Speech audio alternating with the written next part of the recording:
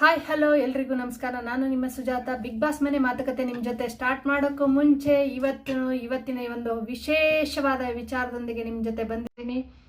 ನೇರವಾಗಿ ಹೋಗೋಣ ಬನ್ನಿ, ಜಾಸ್ತಿ ಟೈಮ್ ಇಲ್ಲ.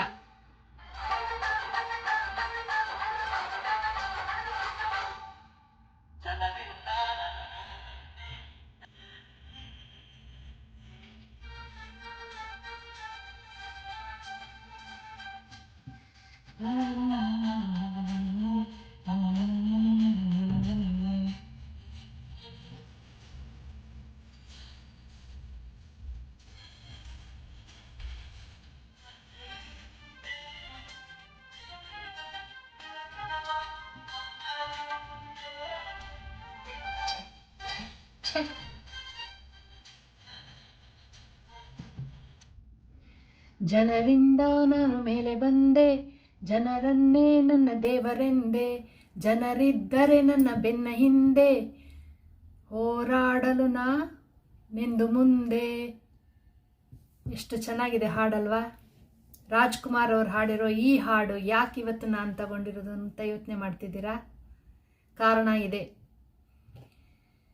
ಯೂಟ್ಯೂಬಲ್ಲಿ ಜನರಿಂದ ಪ್ರೇರಣೆ ಪಡೆದು ಹೆಸರು ಗಳಿಸಿ ಬಿಗ್ ಬಾಸ್ ಮನೆ ಒಳಗಡೆ ಫೈನಲ್ ಸ್ಟೇಜಲ್ಲಿ ಬಂದು ನಿಂತಿರೋ ರಕ್ಷಿತಾಗೋಸ್ಕರನೇ ಈ ಒಂದು ವಿಡಿಯೋ. ಟೈಮ್ ಜಾಸ್ತಿ ಇಲ್ಲ. ಒಂದೇ ಒಂದು ಕೆಲಸ ನೀವು ಮಾಡಬೇಕಾಗಿರೋದೇನು ಅಂದರೆ ಜಿಯೋ ಆ್ಯಪ್ ಓಪನ್ ಮಾಡಿ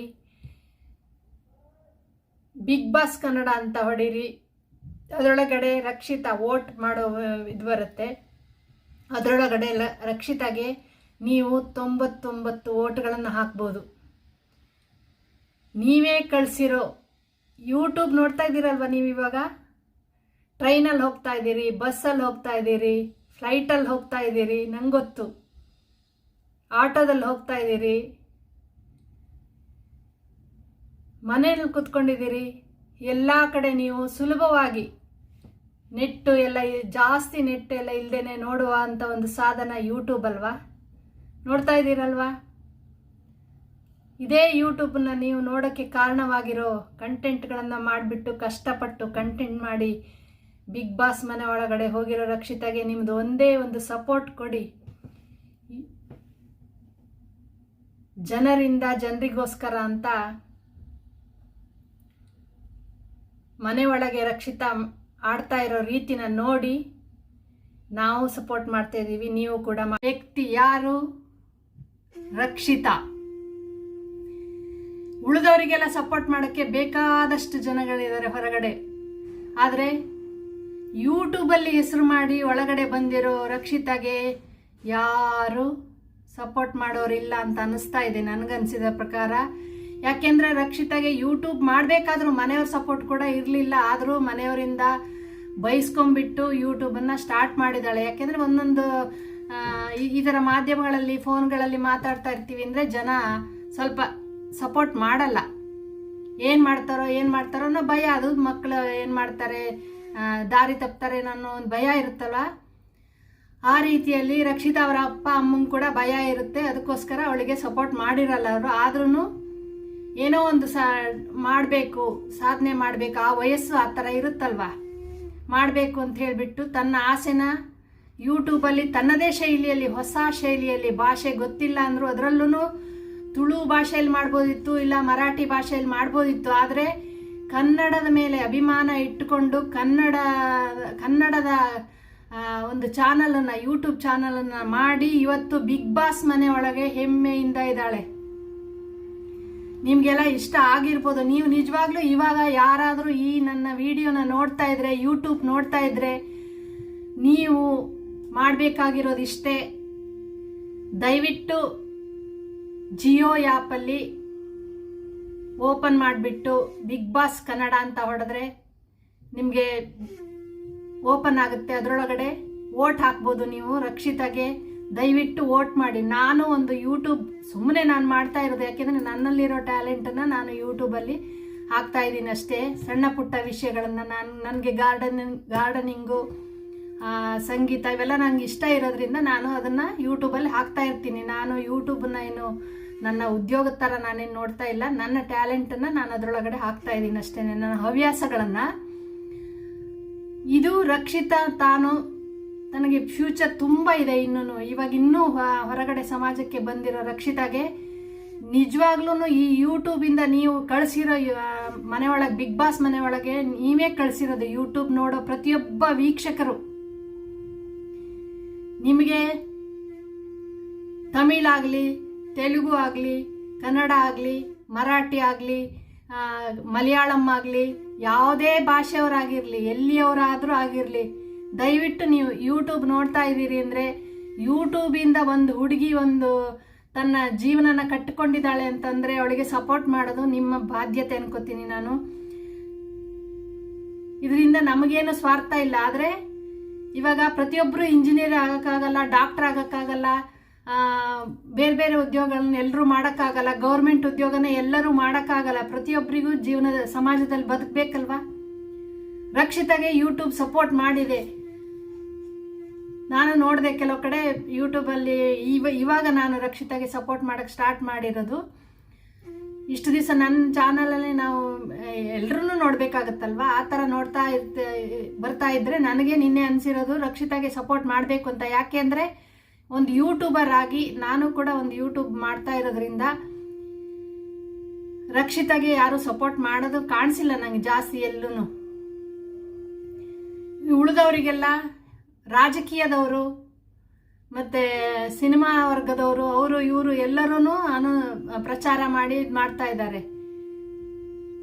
ನೀವು ತಕ್ಷಣ ಇವಾಗ ಯೂಟ್ಯೂಬ್ ನೋಡ್ತಾ ಇದ್ದೀರಿ ಅಂದರೆ ಹೋಗಿ ಜಿಯೋ ಆ್ಯಪಲ್ಲಿ ರಕ್ಷಿತಾಗೆ ವೋಟ್ ಮಾಡಿ.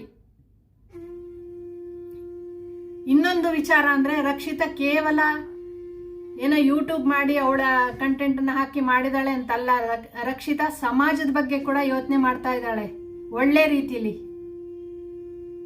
ಜನರಿಂದ ನಾನು ಮೇಲೆ ಬಂದೆ, ಜನರನ್ನೇ ನನ್ನ ದೇವರೆಂದೆ ಅನ್ನಂಗೆ ಬಿಗ್ ಬಾಸ್ ಮನೆ ಒಳಗಡೆ ವಿಷಯಗಳನ್ನು ಕೇಳಿದಾಗ ರಕ್ಷಿತಾ ಇದೇ ಜನರ ಬಗ್ಗೆ ಯೋಚನೆ ಮಾಡಿದಾಳೆ. ಮೀನುಗಾರರ ಬಗ್ಗೆ ಇನ್ನು ತುಂಬ ಮೂರ ನಾಲ್ಕು ವಿಷಯ ತನಗೇನು ಬೇಕು ಅಂತ ಅಲ್ಲೇನು ಕೇಳಲಿಲ್ಲ.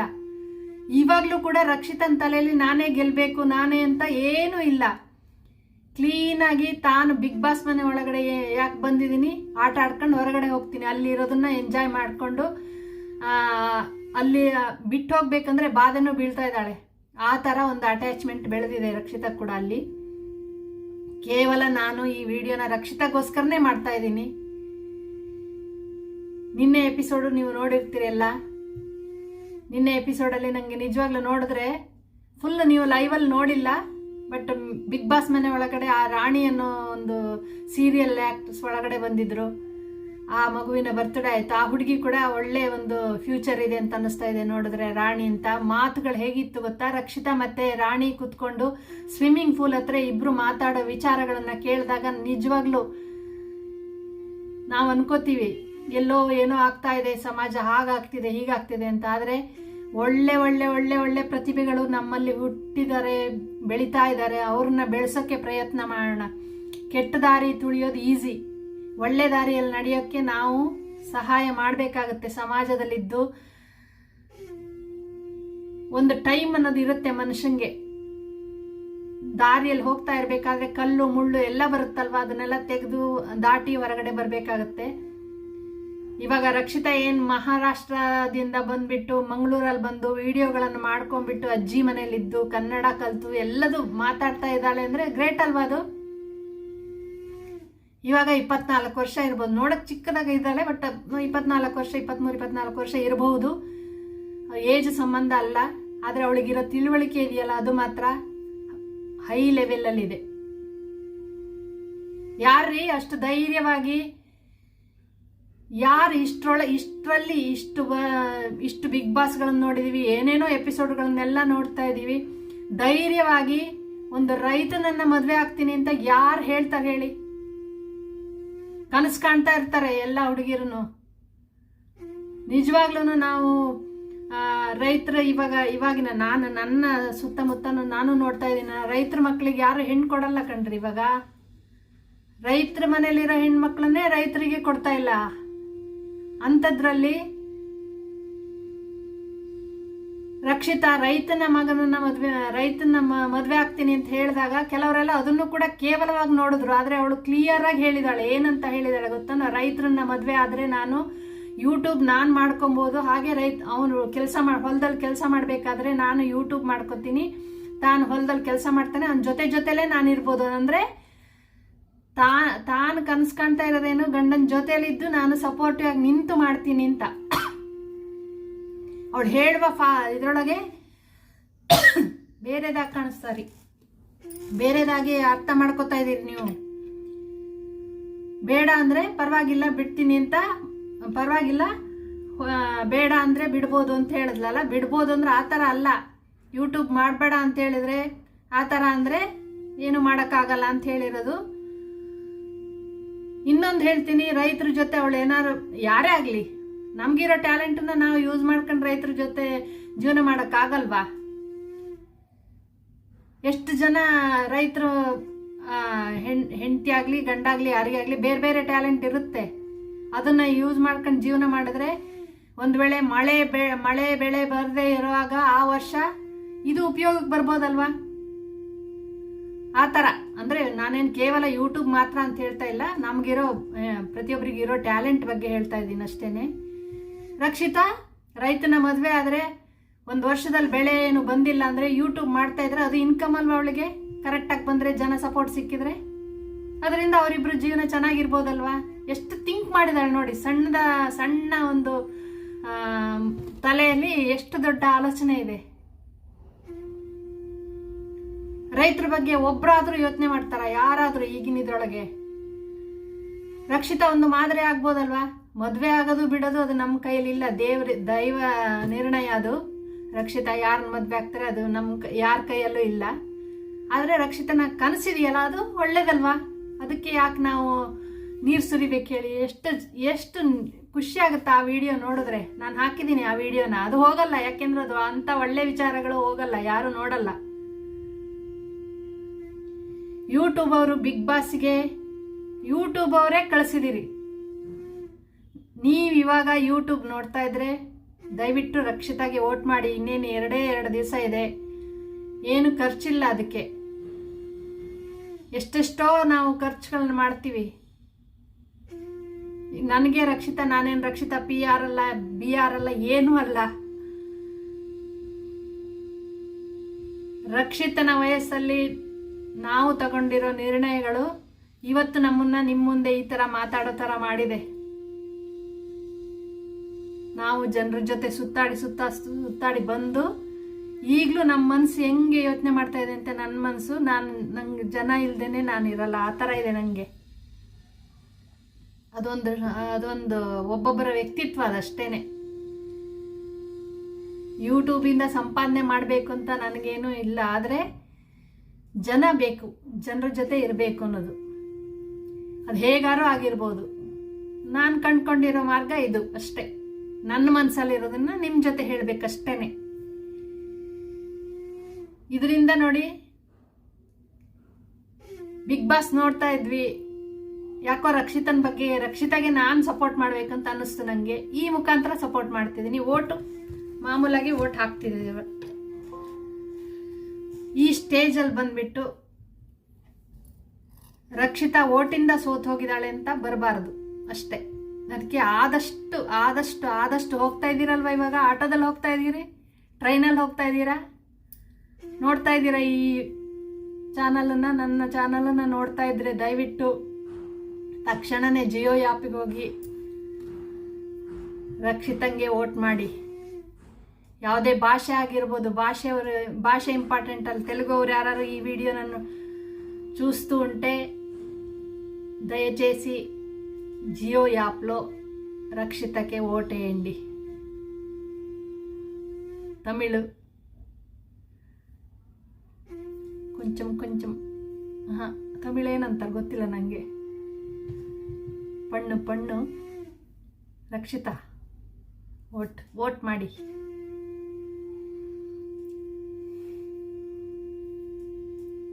ಇದಿಷ್ಟು ಇವತ್ತಿನ ಈ ವಿಡಿಯೋ ಮಾಡಿರೋ ಉದ್ದೇಶನೂ ಅದೇ, ನಾನು ಕೇವಲ ಓಟಿಗೋಸ್ಕರನೇ.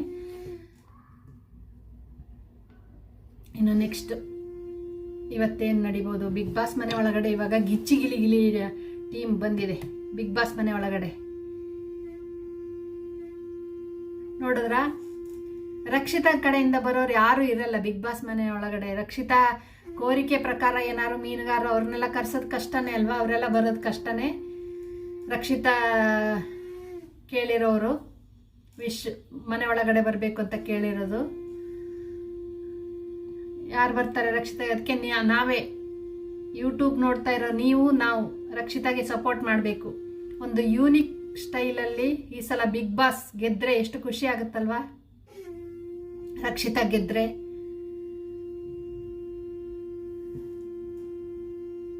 ನಿಮ್ಗಾಗುತ್ತಾ? ಖುಷಿ ಆಗುತ್ತಾ? ಏನು ಕತೆ? ಕಾಮೆಂಟ್ ಮಾಡಿ. ನನಗೆ ಕಾಮೆಂಟ್ ಲೈಕಿಗಿಂತ ನನಗೆ ಶೇರ್ ಮಾಡಬೇಕು ನೀವು ಈ ವಿಡಿಯೋನ. ಇವತ್ತೊಂದು ದಿವಸ ಶೇರ್ ಮಾಡಿಬಿಡಿ, ಆದಷ್ಟು ಶೇರ್ ಮಾಡಿ. ರಕ್ಷಿತಾಗೆ ವೋಟ್ ಮಾಡಿ. ಜೈ ರಕ್ಷಿತಾ.